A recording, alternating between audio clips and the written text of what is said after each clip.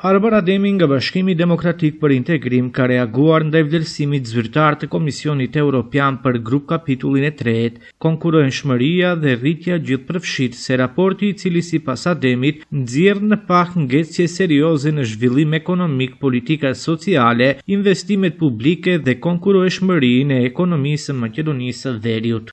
Gjithëpërfshirëse, raporti i cili nxjerr në pak ngecje serioze në zhvillimin ekonomik, politikat sociale, investimet publike dhe konkurrenshmërinë e ekonomisë së Maqedonisë së Veriut.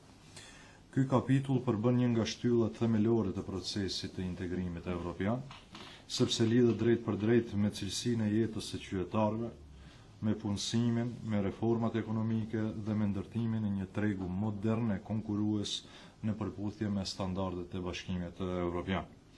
Raporti i Komisionit është i qartë.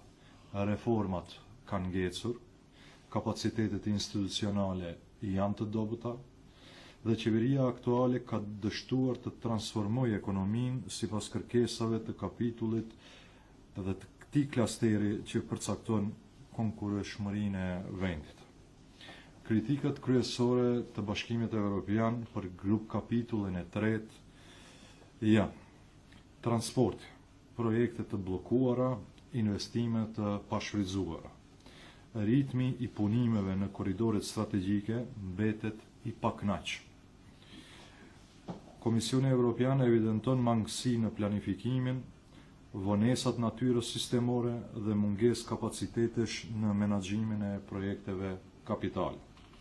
Investimet e pakoordinuara komprometojnë lidhjen rajonale dhe dobësojnë konkurrenshmërinë ekonomike. Nën 2. Energjia. Komisioni vlerëson tranzicion të ngadalshëm, varësi e lartë nga importet. Pavarësisht potencialit të madh, burimet e rinovueshme dhe energjia e gjelbër po zhvillohen me ritëm të papërfillshëm. Varëshmëria nga importet energjetike mbetet e lartë, duke rritur pasigurinë dhe kostet.